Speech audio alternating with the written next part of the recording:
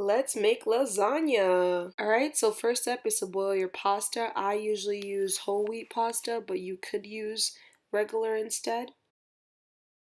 Okay, I then take my ground turkey. I seasoned it the same way I did for the empanadas, so check out that video if you haven't done so. When cooking ground turkey or even ground beef, make sure that you're breaking it apart. You do not want hamburger meat. Please don't. Alright, so now it's time to put the ground turkey onto the bowl. This very next step is so important. You must remove excess liquid from your meat. You do not want sloppy lasagna, so please use a slotted spoon to remove the excess liquid.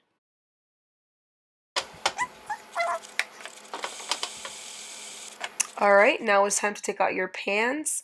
I use olive oil so that the lasagna does not stick onto the pan. I use a brush to spread it all over, but you could just use your hands. Don't worry about it too much.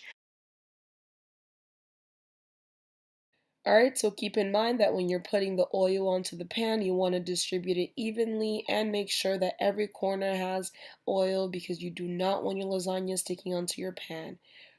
Once you're finished with that, you can start adding your pasta. I'm only using 2 rows because I have a small pan, but depending on the size of yours, you can add as much as you need. Alright, it's time for the pasta. I prefer Bertolli, but you can also use Prego. I like that one as well. I do not recommend ragu. Make sure that you're distributing the pasta evenly and being generous with it. You do not want dry pasta. Next is time for the ricotta cheese. I'm going to show you guys a trick that I do with my ricotta cheese. I take an egg and a measuring cup and I mix it together. So I get a mixture of eggs and ricotta cheese. This makes it even fluffier and tastier.